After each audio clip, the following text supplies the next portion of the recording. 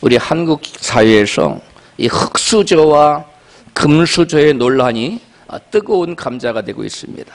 핫 이슈가 되고 있죠. 누구나 태어날 때부터 좋은 환경에서 태어나고, 누구는 태어날 때 좋은 환경에서 태어나고, 누구는 불우한 환경에서 태어나는 것이 불공평하다는 것이죠. 그러나 금수저로 태어나는 것만이 꼭 좋은 것만도 아니고, 반대로 흙수저로 태어난 것만이 꼭 나쁜 것만도 아닙니다. 인간은 사회적 존재이기 때문에 환경의 영향을 받지 않을 수는 없습니다. 하지만 좋은 환경이라고 해서 꼭 성공이 보장된 것만 아닙니다. 반대로 나쁜 환경이라고 해서 반드시 실패가 뒤따르라는 법도 없는 것입니다. 성경에 보면 사사시대 입다라는 한 인물이 있었습니다. 이 입다라는 사람은 기생의 아들로 태어났습니다.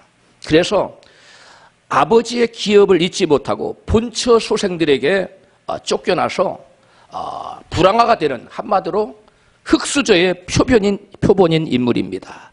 사사기 11장 5절로 7절이 바로 이 입다의 생애에 대해서 그가 어떠한 태생을 가지고 태어났는지 잘 보여주겠습니다. 같이 읽습니다. 암몬 자손이 이스라엘을 치려할 때 길르앗 장로들이 입다를 데려오려고 높 땅에 가서 입다에게 이르되 우리가 암몬 자손과 싸우려 하나니 당신은 와서 우리의 장관이 되라.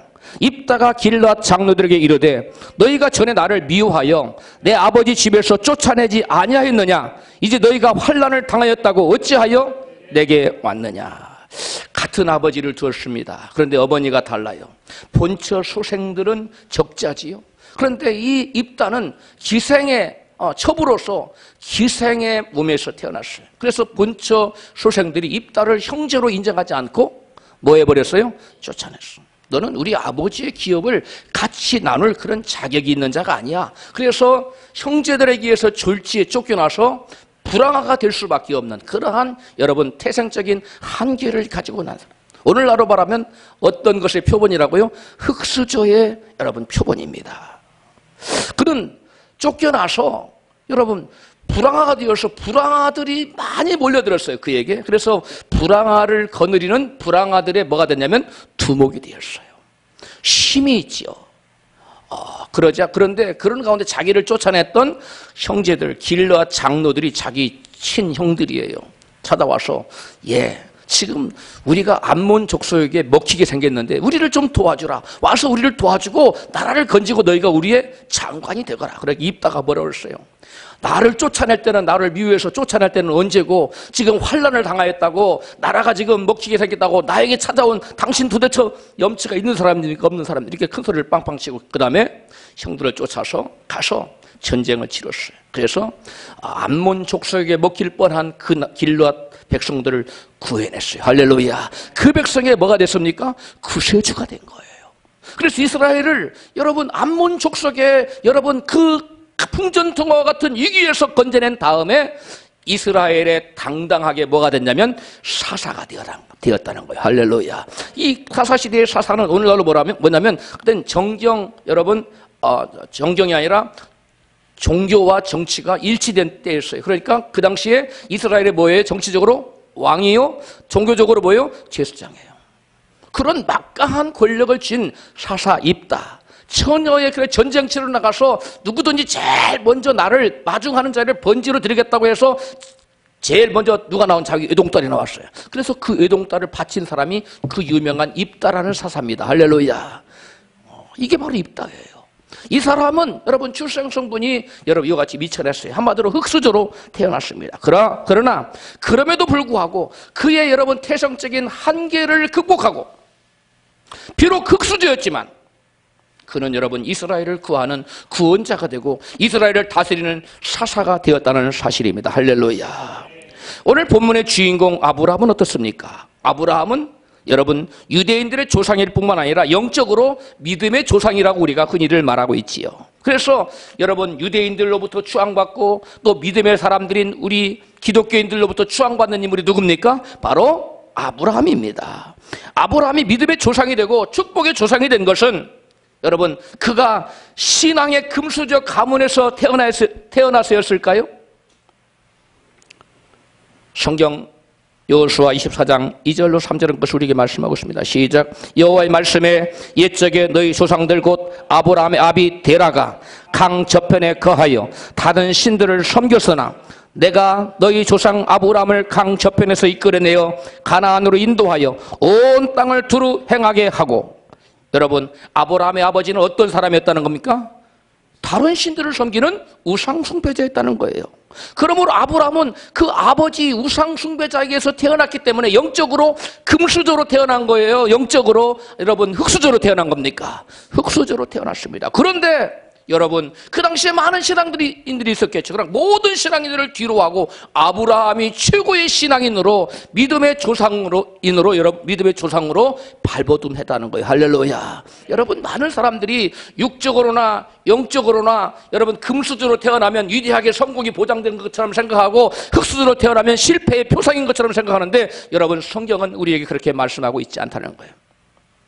나의 출신 선분이 어떠하든지 간에 흙수저로 태어났던 아니면 금수저로 태어났던 상관없이 나 본인이 어떤 환경에 구애받지 않고 내가 어떤 자리에서 어떠한 삶을 살았느냐가 그 인생을 어떤 사람은 성공자로 또 어떤 사람은 실패자로 만들어 간다는 것입니다. 할렐루야. 그럼 우리는 못된 것은 조상 탓이라고 여러분 조상을 탓하지 말고 나의 태어난 환경을 탓하지 말고 나 자신이 지금 어느 자리에 바른 자리에 하나님 기뻐하는 자리에 서 있는지를 살펴보는 저와 여러분 되어야 될 줄로 믿습니다. 아브라함의 후손인 유대인은 여러분 참으로 세계 많은 민족 가운데 뛰어난 민족이에요. 구별된 민족이에요. 특별한 민족입니다. 이 아브라함의 후손인 유대인은 역대 노벨상 수상자의 22.3%를 차지합니다. 그리고 특별히 노벨 경제학상은 무려 42%를 차지해요. 세계 경제를 쥐고 있다는 거죠. 독보적인 존재입니다. 그리고 이 유대인들은 미국 10대 명문대 교수진의 40%가 유대인이에요. 이게 놀라운 겁니다. 학생 속학들을 길러내는 교수진의 몇 프로가? 40%가 유대인이에요. 그리고 뉴욕시의 중고등학교의 교사들의 50%가 유대인이에요. 그리고 뉴욕시의 의사들의 50%가 유대인입니다. 뿐만 아니라 미국의 15개 명문 대학의 진학률이 유대인 학생이 21%를 진학해요. 그리고 세계 최고의 명문 하버드 대학의 유대인 학생의 진학률이 몇 프로인 줄 아세요? 무려 29.6%입니다. 거의 3분의 1에 해당한다는 유대인들이. 독보적인 존재죠. 그리고 미국의 파워 엘리트, 가장 힘 있는 엘리트들, 지도자들 100명을 선정했는데 그 100명 중에 51명이 유대인들이 들어갔어요. 놀라워요, 안 놀라워요? 이 놀라운 겁니다, 이게. 여러분, 그 정도로 유대인들이 미국의 각계각층을 정치, 경제, 사회, 문화, 예능까지 모든 분야를 이스라엘 이 유대인들이 장악하고 있어요. 세계 인구의 0.2%를 차지하는 1,400만의 유대인이 오늘날 전 세계를 쥐락펴락하고 있어요. 잡았다 폈다. 유대인이 손아귀에 있다는 거예요, 세계가. 여러분, 유대인들이 주로 사는 도시가 미국의 뉴욕인데 거기는 여러분 2주를 유대인의 날로 정하고 2주 동안 쉬어요. 놀랍습니다. 오늘날 유대인이 전 세계를 이처럼 쥐락펴락하는 그 원인을 오늘 본문이 우리에게 증거해주고 있어요. 그 이유를 같이 읽어요. 창세기 22장 16절 이해합니다. 시작. 여호와께서 이르시기를 내가 나를 가리켜 맹세하노니 내가 이같이 행하여 내 아들 내 독자를 아끼지 아니하였은즉 내가 내게 큰 복을 주고 내 후손이 크게 성하여 하늘의 별과 같고 바닷가의 모래와 같게 하리니 또 내 시로 말미암아 천하 만민이 복을 얻으리니 이는 내가 나의 말을 준행하였음이니라 하셨다 하니라. 아멘. 하나님께서 아브라함 때문에 아브라함은 물론이고 그의 누가? 씨들 즉 후손이 어떻게 된다고요? 크게 성할 것이다. 크게 번성할 것이라. 이와 같이 주님이 약속하셨는데 그 약속의 말씀이 오늘날 그대로 이루어지고 있는 줄로 믿습니다. 여러분, 아브라함은 자신은 물론 그 후손들까지도 여러분 크게 성하게 되는 놀라운 축복을 받게 되었는데요. 그 원인을 본문은 아브라함이 독사 이삭까지라도 아끼지 아니하고 하나님께 뭐했기 때문에 번제로 드렸기 때문에 그렇다고 말씀하고 있어요. 이 말씀은 곧 하나님이 아브라함의 하나님의 테스트에 합격하여 하나님을 경외하는 자로 인정을 받았기 때문에 자신은 물론 그 후손까지도 창대케 되는, 번성케 되는, 크게 성하게 되는 그러한 축복을 받게 되었다는 것입니다. 할렐루야. 우리 하나님께서는 그 누군가를 축복하실 때 반드시 먼저 그 사람을 시험해보고, 즉 테스트해보고 합격하는 자에게 복을 주는 줄로 믿습니다. 우리의 믿음의 조상 아브라함도 예언은 아니었어요. 하나님께서 무작정 아브라함 더 이쁘다 복 준 게 아닙니다. 아브라함을 철저히 시험해 보시고 시험에서 합격하면 계속 연단과 시련을 허락하셨어요. 그래서 아브라함의 세계는 여러분 전반기에 계속 시련과 연단을 받습니다. 많은 역정이 따랐어요.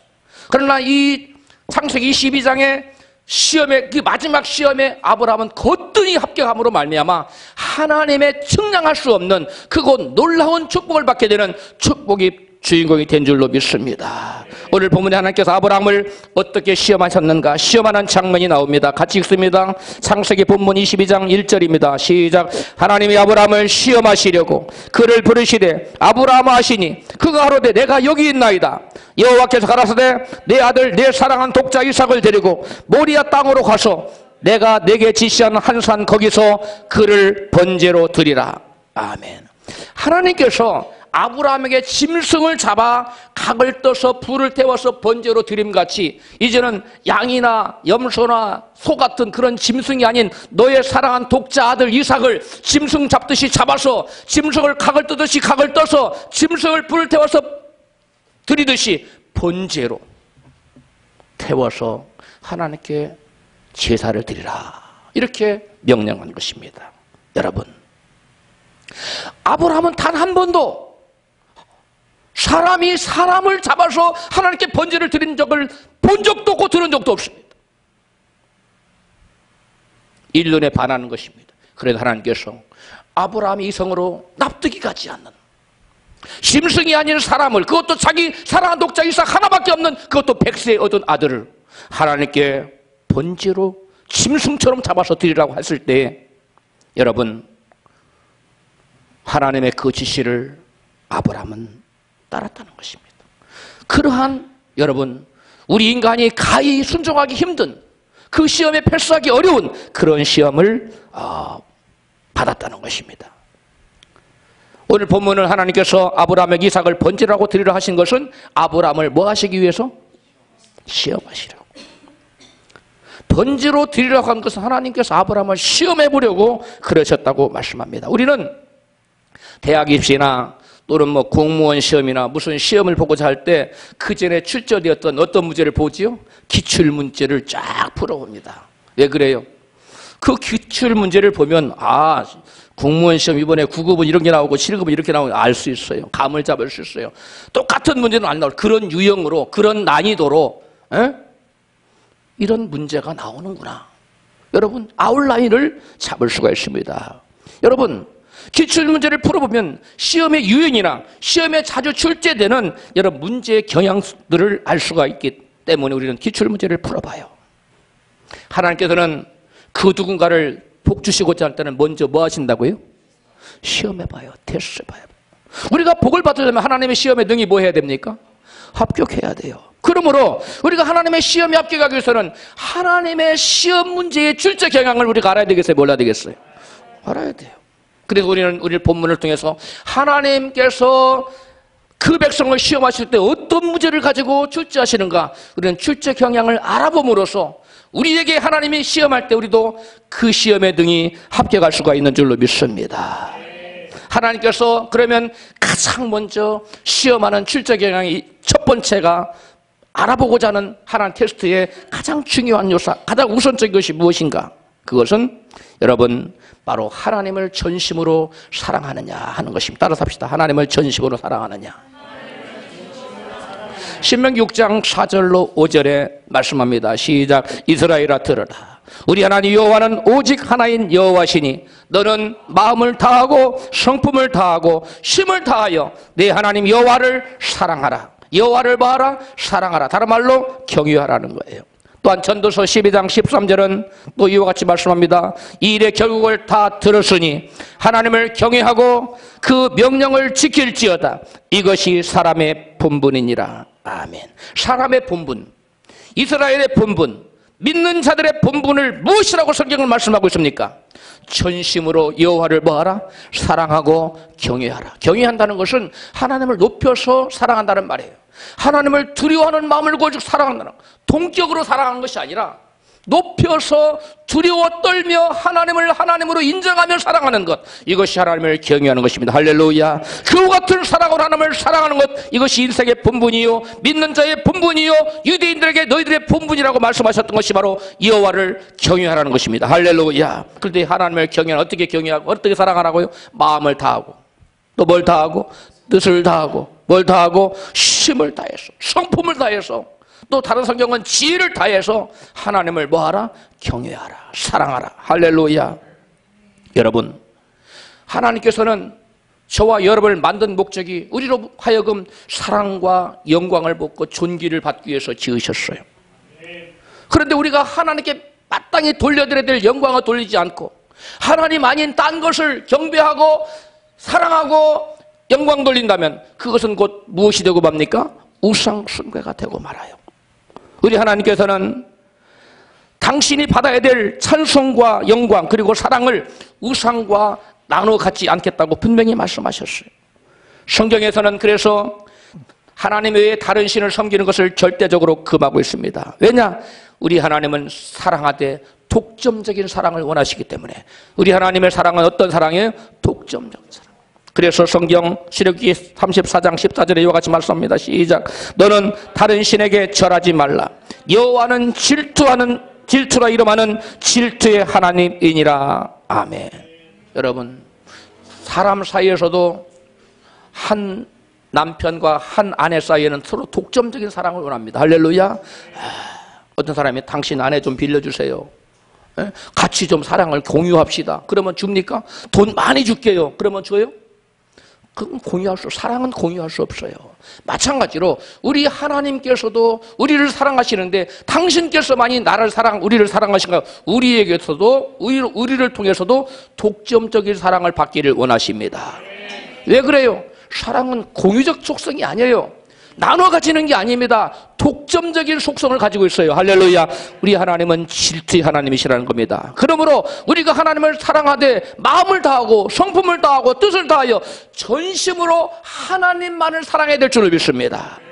여러분, 우리의 사랑이 하나님 외의 것에 여러분 나뉘어진다면, 분산된다면 그것은 여러분 온전한 사랑일 수가 없는 것입니다. 그것을 성경은 뭐라고 그러냐면 우상 숭배라고 그래요.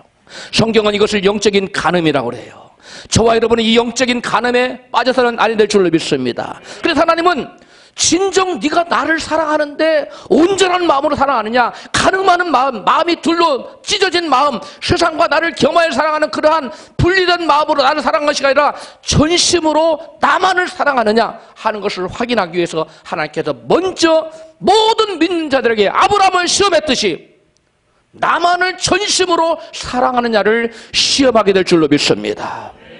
우리 가운데 그 누구도 내가 주님을 믿습니다, 하나님만 믿으면 신앙 고백을 하면, 진심으로 고백하면 하나님은 그래?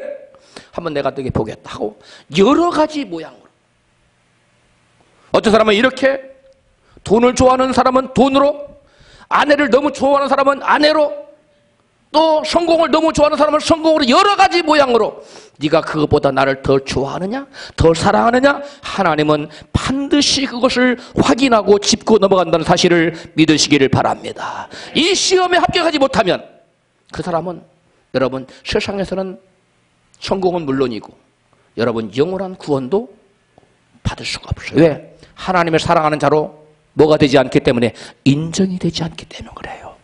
하나님은 저와 여러분을 사랑하시되 당신의 독생자를 내어주기까지 사랑하셨습니다. 우리 주 예수께서는 당신의 목숨을 십자가에서 여러분 피 흘려 죽어주기까지 우리를 사랑하셨습니다. 할렐루야. 이렇게 우리의 이렇게 당신의 사랑을 보여주신 우리 하나님께서는 우리에게 이제는 your turn, 너의 차례다. 네가 나를 사랑할 차례다. 네가 나를 어떻게 사랑하느냐? 너의 사랑을, 나를 향한 마음을 다하는 사랑을 내가 보고 싶노라. 이것이 바로 하나님께서 아브라함을 시험하셨던 사랑이요, 오늘날 저와 여러분을 시험하고자 하는 그 시험 문제인 줄로 믿습니다. 하나님의 시험의 기출문제 하나를 아셨지요? 하나는 우리의 무엇을 테스트하기를 원하신다고요? 우리의 마음이 전심으로 누구를 향하고 있느냐? 하나님을 사랑하고 있느냐? 아니면 돈으로 세고 있느냐? 돈과 하나님이 겸하여 마음이 나누고 있느냐? 너의 자녀나 처자 때문에 마음이 나누고 있느냐? 또 세상의 성공 때문에 마음이 나누고 있느냐? 하나님은 그것을 보기를 원하신다는 거예요.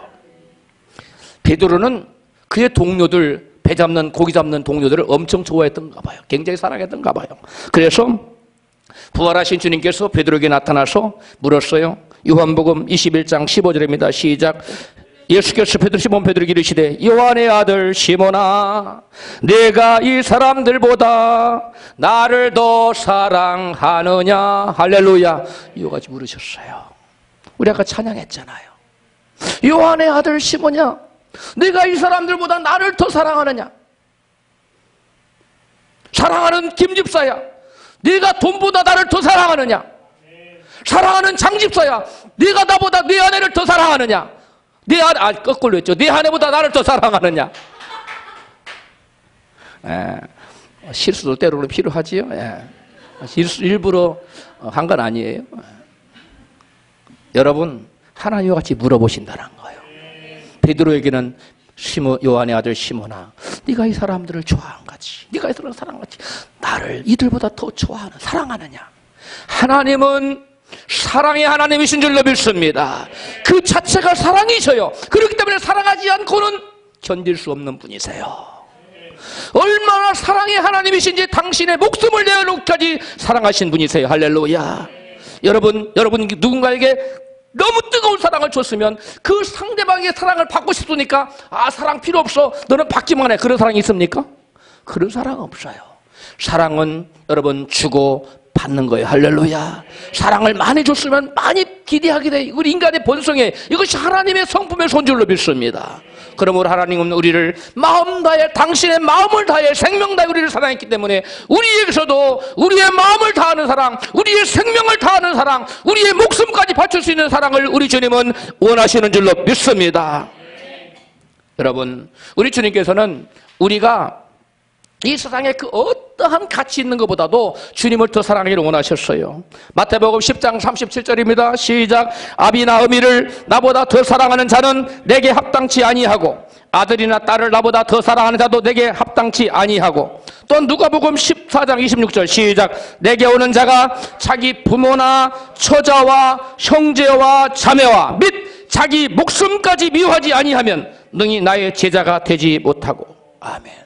하나님께 합당한 사람 어떤 사람이냐? 나의 부모보다 주님을 더 사랑해야 돼요. 아멘 하세요. 나의 처자보다, 아내나 자녀들보다 주님을 더 사랑해야 됩니다. 할렐루야. 또 형제 자매보다 주님을 더 사랑해야 된다고 주님 말씀하세요. 거기에서 끝이잖아요. 그래서 주님께서는 너의 목숨보다도 뭘 더 사랑해야 된다? 나를 더. 그러니까 주님이 우리에게 과한 것을 요구한 것이 아니에요. 주님은 우리를 사랑하되 당신의 무엇을 바쳐서? 독생자를 바쳐서. 우리 주님께서는 뭘 바쳐서? 당신의 생명을 십자가에 피 흘려 죽기까지 우리를 생명 바쳐 사랑했기 때문에 우리에게도 너희도 나를 위해서 생명을 바쳐 사랑하라는 겁니다. 주님의 요구가 과하십니까? 과하다고 생각되는 분은 아멘 해보세요. 뭔지 알고 아멘 하세요 지금? 여러분, 주님께서 우리에게 요구하신 사랑은 절대로 과한 것이 아닙니다. 할렐루야. 여러분, 그 어떠한 것도 부모나 처자나 자식이나 형제 부모, 형제 자매, 그리고 나의 목숨까지도 하나님을 사랑하는 사랑을 뛰어넘어서는 된다 안 된다? 안 된다는 거예요. 그것이 하나님 우리에게 요구하시는 거예요. 바로 하나님이 아브라함을 테스트했던 것이 그거예요. 네가 너의 독자 백세나 얼마나 귀여워, 얼마나 아파요. 눈에 넣어도 아프지 않을 것이 이쁘겠죠. 그러나 네가 그를 사랑하되 나의 사랑을 뛰어넘어서 된다 안 된다? 하나님의 사랑을 넘어서 된다 안 된다? 안 된다는 거예요. 우리의 사랑이 전심으로 여호와께 최고의 사랑을 드리는 우리의 사랑이 되어야 될 줄로 믿습니다. 여러분, 중국 감옥에 중공시대 기독교에 대한 핍박이 아주 심했을 때에 있었던 이야기입니다. 황챙이라는 목사님인데, 이분이 지하교회 담임 목사였는데 붙잡혔어요. 그래서 감옥에 갇혀서 심한 고문을 받았습니다. 그리고 이제는 고문을 받고 감옥에다가 가서 던져놨는데, 창살 너머에 한 어린이가 신음을 하는데 완전 옷은 갈기갈기 찢겨졌고 그 얼굴은 알아볼 수 없어 이그러졌고, 근데 어린아이예요. 자세히 보니까 그 아들이 자기 외아들 아들이에요.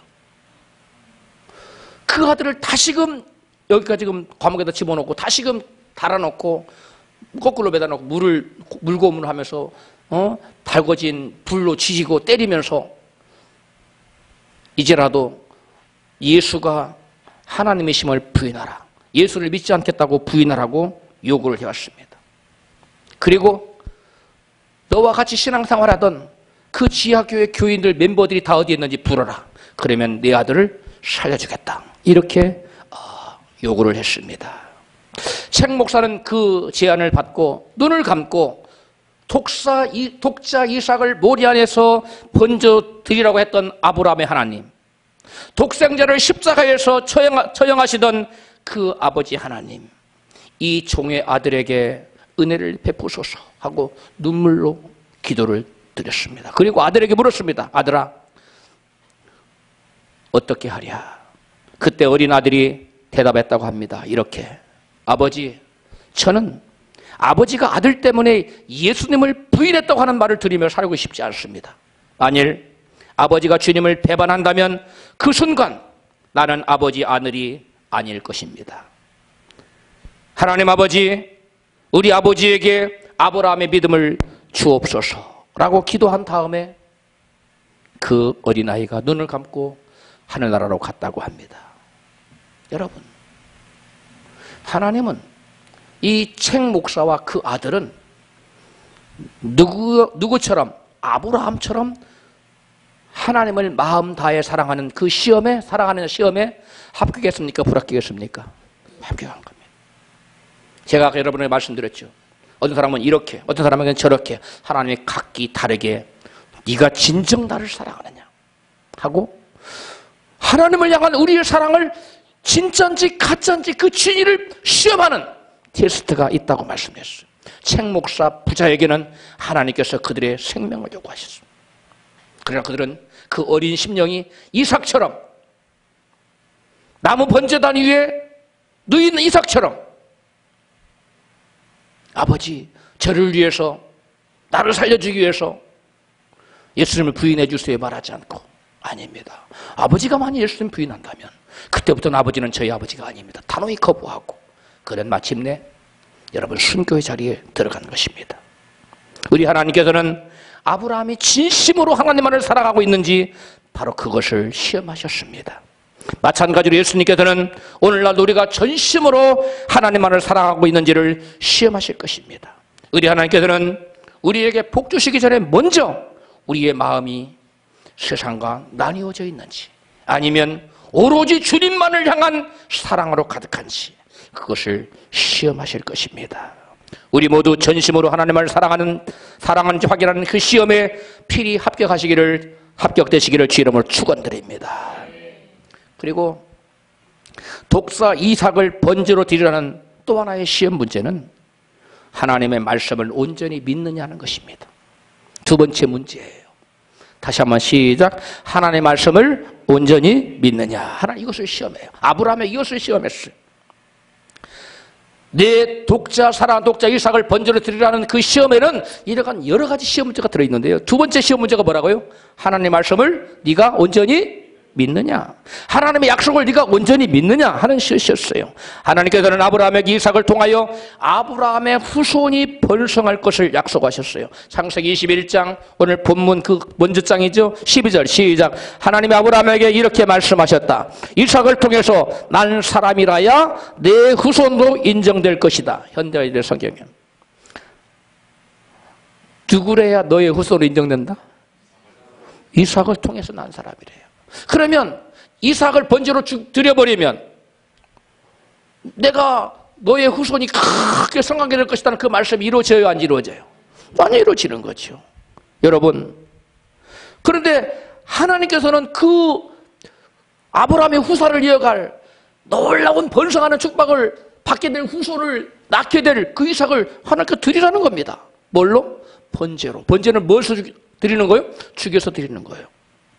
아들 이삭을 통해 내 후손이 번성할 것이라고, 밤하늘의 별처럼 많아질 것이라고, 창대케 될 것이라고 그런 약속을 받았는데 그 아들을 죽여버리면 하나님의 약속의 말씀이 이루어집니까? 이루어질 수 있습니까? 네버. 그런 일은 있을 수 없어요. 인간의 이성으로는 불가능한 이야기지만 하나님은 어떠한 환경에서도 당신의 약속의 말씀을 이루실 줄로 믿습니다. 하나님께서 아브라함에 이것을 확인하고 싶었던 거예요. 너의 독자 이삭을 드리라. 그 시험 속에는 너의 독자 이삭을 통해 내가 너 자손을 많게 하고 번성하게 한 그 축복의 말씀이 이루어질 것을 네가 믿느냐? 네가 네 독자 이삭을 죽이면 그 죽인 자 가운데서 하나님께 다시 살리셔서라도 내가 네게 약속한 너의 이삭을 통한 후손을 통하여 크게 번성하게 된다는 그 약속의 말씀이 이루어질 것을 너는 믿느냐? 바로 이것을 하나님은 시험하신 것입니다. 깨달아졌으면 아멘 하십시다. 하나님의 아브라함에게 두 번째 시험 문제가 무슨 이 말씀이 이해 갑니까? 하나님은 누구를 통해서 그 후손에게 복을 주겠다고요? 이삭을 통해서 후손이 계속 번성될 것이고 그 이삭을 통해서 그 복이 창대한 복이 내려간다는 건데 이삭을 죽여버리면 하나님 약속은 뭐가 돼요? 공수표가 되잖아요. 물거품이 되잖아요. 거짓말이 되잖아요. 부도수표가 되잖아요. 그런데 하나님은 그 이삭을 죽이라는 거예요. 그 이삭을 번제로 드리라는 거예요. 그러면 우리 인간의 생각으로 하나님 약속이 이루어져요, 안 이루어져요? 안 이루어져요. 그러나 네가 만일 약속의 말씀을 굳게 믿는다면 네가 그 아들 독자 이삭을 죽여도 하나님께서는 뭐 하셔서까지라도 다시 살리셔서까지라도 내가 내게 한 약속의 말씀을 반드시 뭐 하겠다? 성취해 나가겠다. 할렐루야. 그것을 너는 믿느냐는 것입니다. 할렐루야. 여러분, 우리 인간의 이성으로는 도저히 그것이 불가능합니다. 그러나 너의 이성을 뛰어넘어서 하나님의 약속의 말씀은 이루어진다는 사실을 너는 믿느냐? 하고 하나님은 묻고 있습니다. 할렐루야. 여러분, 때로 하나님은 우리에게 우리 이성을 뛰어넘는 믿음을 요구할 때가 있어요. 많은 경우가 그렇죠. 우리 인간의 이성을 뛰어넘어서 하나님께서 약속의 말씀을 이룬다는 사실을 너는 믿느냐? 하고 아브라함에게 시험했듯이 오늘날 우리에게도 그것을 시험하고 있는 줄로 믿습니다. 여러분, 죽은 자가 다시 살아나지 않고는 이삭을 통해서 너의 자손이 밤하늘의 무철처럼 많아지고 번성케 되고 창대케 되고 그 손이 크게 성하게 되는 놀라운 축복이 어떻게 이루어지겠어요? 그러나 아브라함은 하나님이 내가 죽일지라도 이 아들을 뭐 하셔서까지라도 다시 살리셔서까지라도 당신의 약속을 반드시 뭐 하신다? 이루신다고 굳게 믿었던 것입니다. 할렐루야. 여러분, 아브라함은 자기가 이삭을 죽일지라도 하나님 다시 살릴 것을 믿었다고 히브리서 기자는 이와 같이 증거하고 있어요. 히브리서 11장 17절이에요. 시작. 아브라함은 시험을 받을 때 약속의 말씀을 믿음으로 이삭을 드렸으니 저는 약속을 받은 자로 돼 그 독장자를 드렸느니라. 저에게 이미 말씀하시기를 내 자손이라 칭할 자는 이삭으로 말미암으리라 하셨으니 저가 하나님이 능히 죽은 자 가운데 다시 살리실 줄로 생각한지라. 이 생각한지라는 말은 다른 말로 뭐예요? 믿은지라. 아브라함은 독자 이삭을 번제로 드리고자 할 때 내가 죽일지라도 하나님은 죽은 자 가운데 등이 이 아들을 뭐 할 것이다? 살릴 것이라고 아브라함은 생각했다는 거예요. 그렇게 믿었다는 거예요. 할렐루야. 여러분, 이 아브라함 이 같은 죽은 자마저도 다시 살리시는 부활신앙을 로마서에서 바울은 이같이 해석하고 있어요. 시작. 로마서 4장 17절 시작. 아브라함이 믿은 바 하나님은 죽은 자를 살리시며 없는 것을 있는 것 같이 부르시는 이시니라. 할렐루야. 여러분은 우리 하나님은 죽은 자를 살리시는 하나님이신 줄 믿습니까? 없는 것을 있는 것처럼 부르시는 하나님 것을 믿습니까? 저와 여러분의 모든 소망이 끊어진 가운데서 새로운 소망의 불씨를 일으키시는 하나님이신 것을 믿습니까? 하나님이 약속하셨으면 환경적으로 절망적으로 보이고 도저히 가능성이 없어 보이고 여러분 가능성이 제로로 보일지라도 우리 하나님께서 하시고자 하면 당신의 뜻을 이루신다는 사실을 여러분 믿으십니까? 하나님은 이 믿음을 요구하고 계세요. 하나님께서 아브라함의 바로 그 믿음을 테스트한 거예요. 내가 이 믿음을 가지고 있느냐? 너는 죽은 자 가운데서 다시 살리신 하나님을 믿느냐? 바로 그 믿음을 아브라함에게서 보시고자 했던 것이 할렐루야. 믿음이 없이는 하나님을 기쁘시게 할 수 없다고 말씀했어요. 그런데 아브라함은 하나님 앞에서 하나님은 죽은 자를 살리셔서까지라도 당신의 약속하신 바를 반드시 이루신다는 사실을 믿어들였기 때문에 아브라함은 하나님을 기쁘시게 하는 자라는 그러한 여러분 칭호를 받는 거예요. 할렐루야. 우리는 하나님을 기쁘시게 하는 자라는 그러한 칭호를 하나님께로부터 인정을 받아야 될 줄로 믿습니다. 하나님께서는 약속하신 말씀을 온전히 믿느냐? 그 말씀은 곧 너의 믿은 바 하나님은 부활의 하나님인 것을 믿느냐? 네가 믿는 하나님은 부활의 능력을 가지고 있다는 걸 믿느냐? 바로 그러한 종류의 시임인 것입니다. 할렐루야. 바울은 아브라함의 그 환경에 구애받지 않은 아주 굳센 믿음, 이 흔들리지 않는 믿음, 이것을 이같이 증거하고 있어요. 로마서 4장 20절 시작. 아브라함이 믿음이 없어 하나님의 약속을 의심치 않고 믿음의 견고하여 져서 하나님께 영광을 돌리며 약속하신 그것을 또한 능히 이루실 줄을 확신하셨으니. 할렐루야. 아브라함 믿음이 저와 여러분의 믿음이 되었으면 좋겠습니다. 아브라함은 믿음으로 하나님을 기쁘시게 했어요. 저와 여러분도 아브라함처럼 우리 하나님은 약속하신 것을 능히 이루시는 하나님 것을 확신하시기를 주로 축복합니다. 하나님은 당신의 약속하신 것을 반드시 이루십니다. 여러분 환경이 아무리 거꾸로 가도 여러분 시계가 거꾸로 가 요셉 보세요. 형들의 단이 자기 앞에 절하고 또 형들은 그 꿈을 해석하기를 네가 우리 왕이 되겠느냐? 내가 왕이 되는 꿈을 꿨구나. 내가 왕이 되는구나. 그런데 요셉이 그 다음 날에 뭐 9급 공무, 7급 공무 되고 그다음에 5급 공무 되고 나 사무관 되고 뭐 해가지고 나중에 총리 되고 그렇게 올라갔습니까? 그래 승승장구 올라갔어요? 아니에요. 거꾸로 갔어요. 거꾸로 갔어. 노예로 팔려가지요. 그 다음에 종살이 하지요. 그 다음에 또 의롭게 살다가 또 보디발의 안에 누명을 써서 어디를 갇혀요? 깊은 감옥에 빠지지요. 이것이 요셉의 생애 아닙니까? 거꾸로 가요. 그러나 성경의 결말을 보세요. 거꾸로 간 인생처럼 보였지만 하나님은 요셉에게 꿈으로 약속하신 것을 나중에 그대로 이루신 줄로 믿습니다. 이게 성경의 역사입니까? 다윗은 어떻습니까? 어린 다윗에게 기름 붓고 왕이 된다고 기름 부었는데 왕이 됐습니까? 아니죠. 쫓겨다니는 인생을 살잖아요. 그런데 30세에 이르러 왕이 되잖아요. 여러분 하나님께 여러분 어떤 약속을 받았습니까? 하나님께로부터 어떤 꿈과 비전을 받았습니까? 그 꿈과 비전을 위해서 기도했는데 현실적으로 이루어지지 않고 꿈과 정반대의 환경이 여러분 삶 속에 펼쳐지고 있습니까? 낙심하지 말고 그 약속하신 바를 반드시 이루시는 하나님을 믿고 소망 중에 거하시기를 주님으로 축복합니다. 이것이 믿음이에요. 믿음은 추상적인 것이 아니에요. 믿음은 우리의 삶을 우리의 환경을 극복하는 것이, 환경을 뛰어넘어 베드로가 무리를 걸었던 것처럼 여러분 저와 여러분이 환경을 뛰어넘어 말씀을 붙들고 믿음으로 이 거친 세상이라는 바다를 한 걸음 한 걸음 걸어가는 것이 믿음인 줄로 믿습니다. 오늘 본문에 아브라함이 하나님 약속하신 말씀에 대한 굳은 믿음이 나타나 있어요. 본문 창세기 22장 5절이에요. 같이 읽어요. 시작. 이에 아브라함이 사환에게 이르되 너희는 나귀와 함께 여기서 기다리라. 내가 아이와 함께 저기 가서 경배하고 너희에게로 뭐하리라? 돌아오리라. 지금 아브라함은 뭐하러 가고 있어요? 번제의 제사. 번제는 어떻게 하는 제사라고 그랬어요? 죽여서 각을 떠서 불태워서 드리는 제사가 번제예요. 그럼 돌아올 수 있어요? 없어요. 근데 아브라함은 지금 뭐 한다고 그래요? 돌아온다고 얘기하고 있어. 왜 아브라함은 돌아온다고 말할 수 있을까요?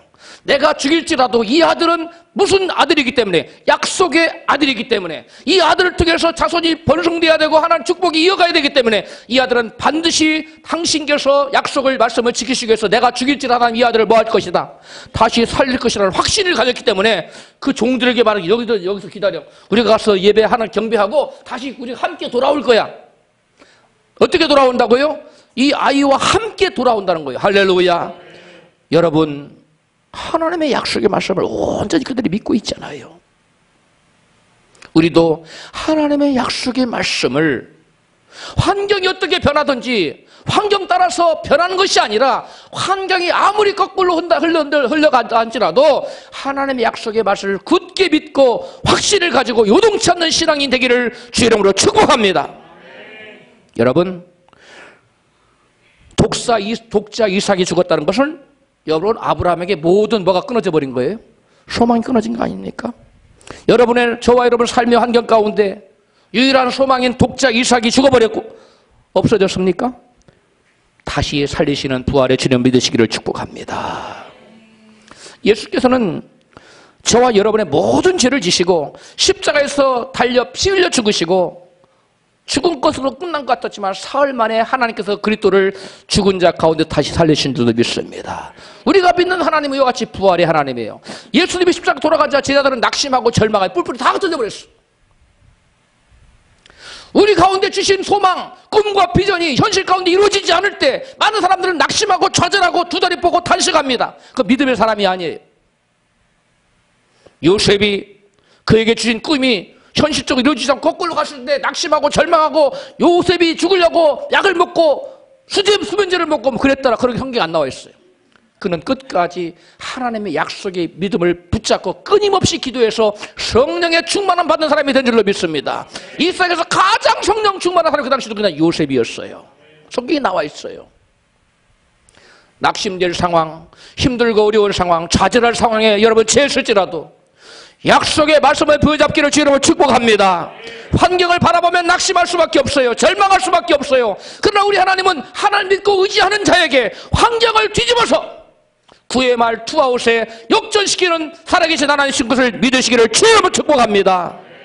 여러분, 이것을 하나님은 우리에게서 보시기를, 이러한 믿음을 우리 하나님은 믿으시기를, 너는 구의 말 투아웃이고 모든 것이 끝났다고 절망적인 상황에서도 내가 그때 너의 모든 인생의 경기를 뒤집어 엎어서 역전시킬 하나님의 것을 믿느냐? 하고 하나님께서 아브라함을 시험함같이 오늘날 저와 여러분에게도 시험하는 줄을 믿습니다. 여러분, 이 시험에 낙오되지 마십시오. 이 시험에 낙오되면 계속 하나님 뺑뺑이를 돌려요. 이 시험 패스할 때까지 계속 아브라함의 생애도 그랬어요. 더 이상 뺑뺑이 돌지 마시고 광야에 소우적대지 마시고 시험에 단번에 합격해서 천국의 삶을 누리시기를 주를 축복합니다. 그러려면 하나님의 약속의 말씀을 온전히 믿어드려야 돼요. 그 약속의 말씀이 환경이 어떨지라도 결국은 하나님이 때가 되면 뭐 하신다? 이루신다. 하나님을 사랑한 자, 곧 그때로 부르심을 입은 자들에게는 모든 것이 합력하여 무엇을 이루신다? 선을 이루신다. 그 말씀 부여잡고 환경이 실같이 어둡고 힘들고 낙심하고 절망하고 좌절할 수밖에 없는 상황일지라도 환경을 뛰어넘어 역사하시는 하나님 믿고 소망적에 거하며 기뻐하며 즐거워하며 감사하며 사는, 믿음으로 사는 저와 여러분 되기를 주의 이름으로 축복합니다. 하나님 약속의 말씀을 믿는 자들에게 모든 소망이 끊어진 가운데 하나님은 살아 역사하시는 하나님, 소망을 되살려놓는 하나님, 여러분 모든 불씨가 꺼진 것 다시 불씨를 살려놓는 하나님, 그 하나님이 저와 여러분이 믿는 하나님이신 것을 믿으시기를 주를 축복합니다. 여러분, 끝으로 하나님께서 아브라함이 온전히 순종하는지를 시험하셨어요. 히브리서 11장 8절입니다. 여기 보면 히브리서 11장 8절에 보면 히브리서 기자는 아브라함을 무엇으로 묘사하고 있냐면 순종의 사람으로 묘사하고 있어요. 같이 읽어요. 시작. 믿음으로 아브라함은 부르심을 받았을 때에 순종하여 장래 기업을 받을 땅에 나갈새 갈 바를 알지 못하고 나갔으면 무엇하여? 순종하여. 순종함으로 나갔다는 거예요. 그러나 아브라함이 여러분 처음부터 순종의 사람이었을까요? 아닙니다. 성경은 아브라함이 처음부터 순종의 사람이 아니었다는 것을 말하고 있어요. 창세기 12장 1절 이하입니다. 시작. 여호와께서 아브라함에게 말씀하셨다. 너는 내 고향과 친척과 집을 떠나 내가 지시할 땅으로 가거라. 4절 시작. 그래서 아브라함은 여호와께 지시하신 대로 롯과 함께 하란을 떠났는데 그때 나이는 75세였다. 5절 아브라함이 그의 아내 사라와 조카 롯과 그리고 하란에서 얻은 모든 재산과 종들을 이끌고 가나안 땅으로 들어가. 이 현대인의 성경에 나온 번역해 드렸는데요. 그런데 아브라함은 하나님께서 너의 본토를 떠나고 고향을 떠나고 또 친척을 떠나고 또 너의 그 집을 떠나라는 말씀 언제 순종했습니까? 뭐가 가능한 거죠? 친척을 데리고 갔잖아요. 떠나라는 데리고 갔잖아요. 여러분 순종을 하긴 했는데 100% 순종이 아니라 부분적인 순종을 한 사람이에요. 그래서 나중에 이 부분적인 순종, 온전한 순종을 하지 못해 나중에 조카 롯과가 뭐가 일어나요? 예? 갈등이 일어나요. 목초지가 부족해서 양서로 종들끼리 싸우고 치고받고 난리가 납니다. 기업 분쟁이 일어나고 말하면 기업 분쟁이 나중에 조카 롯에게 다 뺏겨버리죠. 자기는 황량한 빈들만 가지고 좋은 목초지는 조카 롯이 다 차지하고 말아요. 이것이 여러분 불순종의 결과예요. 그래서 롯이 아브라함을 떠납니다. 롯이 아브라함을 목초지를 얻은 땅으로 소돔과 고모라 쪽으로 다 차지하고 나니까 아브라함은 혼자 광야에 올라 덩그렁 남아있었어요. 그때 하나님이 비로소 조카 롯이 온전히 떠나니까 이제 순종이 온전히 이루어졌잖아요. 그때 온전히 순종이 이루어지자 하나님 나타나 아브라함을 축복해요. 그게 창세기 13장 14절에 시작. 롯이 아브라함을 떠난 후에 여호와께서 아브라함에게 이르시되 너는 눈을 들어 너 있는 곳에서 동서남북을 바라보라. 보이는 땅을 내가 너와 내 자손에게 주리니 영원히 이르리라. 언제 하나님께서 아브라함에게 나타나 복을 주셨다고요? 롯이 아브라함을 뭐한 후에? 떠난 후에. 여러분 다른 말로 말해 아브라함이 하나님 말씀에 온전히 순종한 후에 하나님이 나타나서 복을 주셨다는 거예요. 여러분 하나님으로부터 놀라운 축복을 받기를 원하십니까? 하나님 말씀에 온전히 순종하기를 주여 여러분 축복합니다. 여러분 우리는 이걸 꼭 기억해야 돼요. 하나님 말씀에 온전히 순종할 때 뭐가 임한다? 하나님의 축복이 임한다는 거예요. 부분적인 순종, 하나님 내가 이 정도까지 했으면 됐지요. 그래 제가 90% 했는데요. 그게 아니에요. 그 많은 친척 가운데 달랑 롯 하나 데려갔지만 하나는 기뻐하지 않았어요. 내가 친척 떠나는데 친척을 달고 가. 하나님 말씀에 온전히 순종하기를 주여 축복합니다. 그리고 또 아브라함은 하나님 주시겠다 약속하신 가나안 땅에서 기근을 만나자 애굽으로 내려가 버려요. 내가 이 땅을 주겠다. 거기서 머물러 있어야 되는데 그 가나안 땅 사람들 또 살아가는데 흉년 들었다고 내려가 버려요. 창세기 12장 7절 이하입니다. 시작. 여호와께서 아브라함에게 나타나 가라사대 때 내가 이 땅을 네 자손에 주리라 하신지라. 거기서 베델 동편 산으로 옮겨 장막을 치니 선은 베델이요 동은 아이라. 점점 남방으로 옮겨가더라. 9절 아브라함의 애굽에 우거하리하여 그리로 내려가서 이는 그 땅의 기근이 심하였습니다. 기근 때문에 하나님 말씀을 순종하지 않고 내려가 버려요. 이 땅에 거하라고 그 땅에 거하지 않고 내려가 버려요. 애굽은 뭘 가리켜요? 세상을 가리켜요. 여러분 아브라함이 순종해서 가나안 땅까지 오긴 왔어요. 그런데 그곳에 기근을 만나자 순종하지 못하고 그곳을 떠나게 돼요. 그 결과 이 일로 인해서 아브라함이 점점 남방으로 내려가 애굽으로 내려갔다가 애굽 왕 바로에게 자기 누구를 뺏겨버려요? 자기 아내 사례를 뺏겨버리잖아요. 이 얼마나 참담한 수모고 이 얼마나 참담한 고통입니까? 온전한 순종을 하지 못할 때는 이와 같은 고통과 시련이 따른다는 사실을 기억하시기 바랍니다. 온전한 순종을 하세요. 옆에 계신 분에게 순종을 하되 100%로 하세요. 적당하게 하지 마세요. 성경은 누누이 말씀해요. 적당히 순종할 때는 하나님의 채찍이 임했다. 적당히 순종을 할 때는 하나님의 회초리가 임했다. 고난이 임하고 환난이 임하고 시련이 임하고 역경이 임했다는 거예요. 여러분 우리는 아브라함이 하나님께서 온전히 순종할 때 비로소 하나님께 나타나서 그 약속의 말씀, 축복의 말씀을 주시고 축복하셨다는 거예요. 여러분 아브라함이 이렇게 여러 가지 부분적인 순종을 통해 결국 온전한 순종의 사람으로 믿음의 사람으로 변화되어 갔어요. 그 다음에 오늘 본문에 나타난 마지막 시험에서 아브라함은 쫙 하고 합격을 했어요. 할렐루야. 본문 22장 12절입니다. 시작. 내가 내 아들 독자라도 내게 아끼지 아니하였으니 내가 이제야 내가 하나님을 경외하는 줄을 아노라. 아멘. 그러면 이제 우리가 살펴보기로 하는 것은 아브라함의 온전한 순종의 모습을 어떠했느냐는 것입니다. 아브라함의 온전한 순종의 모습은 본문 창세기 22장 3절에 나타나요. 시작. 아브라함이 아침에 일찍 일어나 나귀 안장을 지우고 두 사환과 그 아들 이삭을 데리고 번지에 쓸 나무를 쪼개가지고 떠나 하나님이 자기에게 지시하신 곳으로 가더니. 아멘. 아브라함의 온전한 순종의 모습은 어떤 모습으로 드러났습니까? 하나님의 지시하신 말씀에 언제 순종해서 미적대다가 한참 고민한 다음에 한참 갈등한 다음에 이겨내가지고 순종했어요? 그게 아니에요. 즉시 순종했다. 따라서 즉시 순종했다.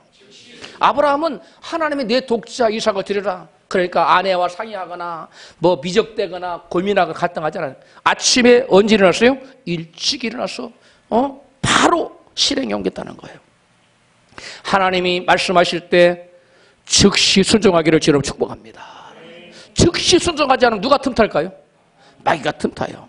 마귀들이 신자들의 신앙생활을 회방하고자 전략회의를 했다고 합니다. 한 마귀가 예수 믿는 자를 다 죽이자고 제안했어요. 그러자 한 나이 많은 마귀가 나서서 순교는 교회의 성장의 미끄럼이다. 그러니까 그 다 허사다. 그 쓰잘데기 없는 짓 하지 말아라. 죽이지 말아라. 그랬어요. 그러면 믿는 자들을 매로 막 때리자, 엄청 때리자고 하니까 그러면 매 한 대에 예수 10명의 예수가 10배나 더 생긴다고 안 된다고 했어요. 그러자 한 마귀가 그러면 감옥에 가두자고 그러니까 아니다. 저들을 감옥에 가두면 더 열심히 기도하고 굶기면 금식하고 죽이면 순교하고 면류관 쓰게 되니까 그것도 안 된다고 그랬어요. 그래서 마귀들이 답답했어요. 그러면 어떻게 하면 좋겠느냐? 그럴 때 나이를 제일 많이 먹은 늙은 마귀가 이렇게 제안했습니다. 저들로 하여금 열심히 전도하게 하고 열심히 기도하게 하고 열심히 충성하게 하자. 그러나 당장 오늘부터 하지 말고 내일부터 천천히 차차하라고 전략을 짜야 된다. 어떻게 하라고요? 열심히 전도도 하고 기도도 하고 말씀도 보고 예배도 하는데 언제부터 해라? 지금 하지 말고 언제부터? 내일부터 차차. 그게 바로 차차마귀예요. 여러분이 차차마귀에 속아서 지금 지옥에 간 사람이 너무나 많아요. 차차마귀에 속지 맙시다. 내일은 영원토록 안 와요. 내일 하는 사람은 오늘 지금 바로 이 시간부터 결단하고 실행에 옮기시는 분 여러분 되기를 주여 여러분 축복합니다. 바로 아브라함이 그와 같은 순종을 했다는 거예요. 하나님 말씀하시니까 새벽에 일찍 일어나서 보따리 싸들고 얘야 가자. 이삭 손잡고 장작을 베고 횃불과 검을 들고 산으로 번제대로 올라가. 즉시 실행에 옮기잖아요. 하나님 말씀하시면 하나님 회개하라고 말씀하시면 즉시 회개하십시오. 미적대지 마십시오. 하나님 용서하라고 하시면 즉시 용서하십시오. 하나님께서 기도하라고 하면 즉시 기도하십시오. 하나님께서 헌신하라고 하면 즉시 헌신하십시오. 하나님께서 죄에서 떠나라고 하면 즉시 죄에서 떠나십시오. 미적대지 마세요. 꿈을 대지 마세요. 미루지 마세요. 내일이 있다고 생각하지 마세요. 내일은 영원토록 내일이라는 기회가 주어지지 않을지도 모르는 것입니다. 혹시 누가 합니까? 제가 오늘 설교 마치고 그럴 일은 없겠지만 나가다 교통사고 나서 천국에 갈지 그건 아무도 모르는 거예요. 여러분 내일이 반드시 여러분에게 보장된다고 생각하지 마십시오. 그건 아무도 몰라요. 노바디 노 아무도 몰라요. 오늘이 중요합니다. 오늘 헌신하시고 오늘 회개하시고 오늘 용서하시고 아멘들 하세요. 오늘 죄에서 떠나십시오. 하나님이 그런 자를 기뻐하십니다. 여러분 이제 본문 창세기 22장 9절입니다. 같이 와요. 시작. 하나님이 그에게 지시하신 곳 모리아산에 이른지라. 이에 아브라함이 그곳에 단을 쌓고 나무를 벌려놓고 그 아들 이삭을 결박하여 단 위에 올려놓고 손을 내밀어 칼을 잡고 그 아들을 잡으려 하더니 아멘. 이 말씀을 보면 아브라함의 순종은 뭐예요?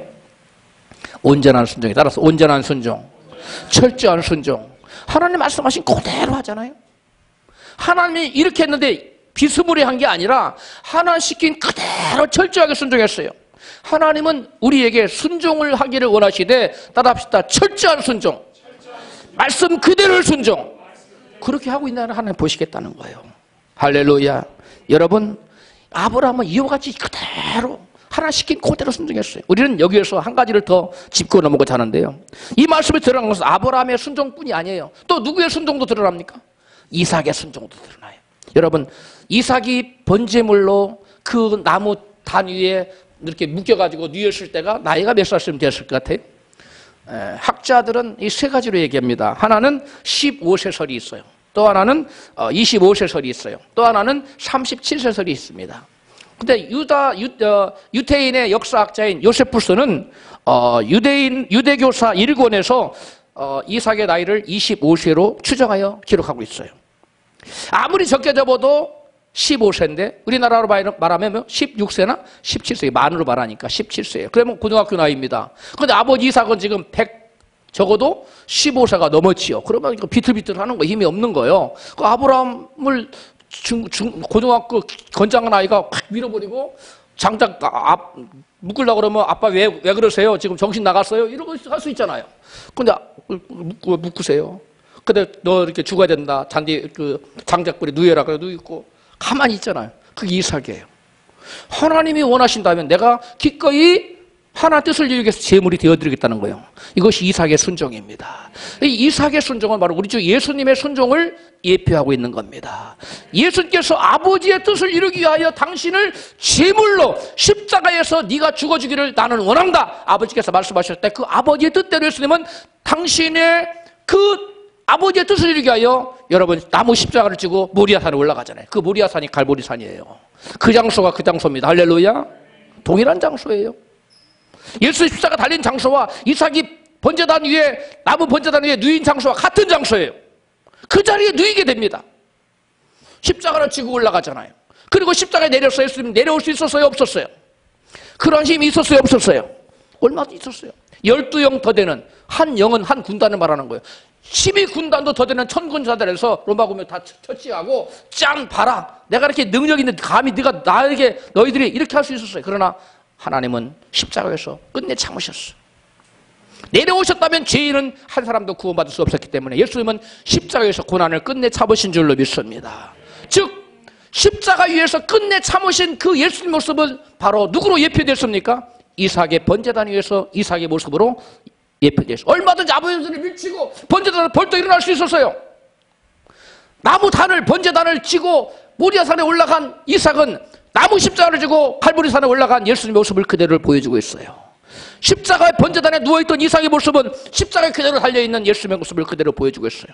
예수께서는 저와 여러분의 모든 죄를 대속하시기 위해서 이 땅에 오신 줄로 믿습니다. 그것이 다가 아니에요. 예수께서는 이 땅에서 우리 인간이 하나님께 어떠한 순종을 해야 되는지 순종의 본을 보여주시기 위해서 이 땅에 오신 줄로 믿습니다. 예수께서는 십자가에 달리기까지 얼마든지 내려올 수 있었지만 내 뜻대로 마옵시고 누구 뜻대로 아버지 뜻대로 되어지기를 원하나이다 기도하고 십자가에 달린 것처럼 우리 모두도 주님의 뜻을 이루기 위하여 나의 뜻을 버리고 여러분 주님의 뜻에 여러분 순종하는 십자가를 지고 순종하는 우리 모두가 되어야 될 줄로 믿습니다. 그래서 말씀했어요. 누구든 나를 쫓고자 하는 자기 십자가를 지고 자기를 나를 쫓지 않는 자는 내게 합당치 아니하니라. 예수께서 십친이 본을 보여준 것처럼 우리도 십자가를 지고 주님의 그 발자취를 쫓아가는 저와 여러분 될 때 하나님이 기뻐하시고 우리는 하나님께로부터 인정받는 자가 될 줄로 믿습니다.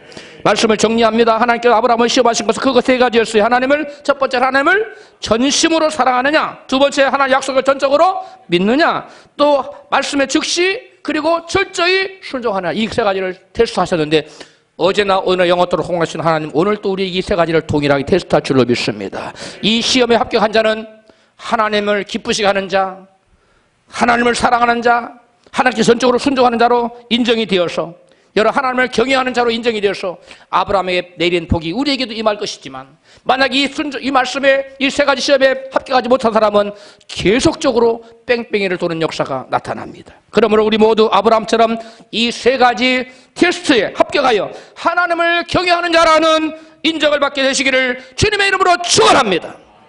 말씀 붙들고 기도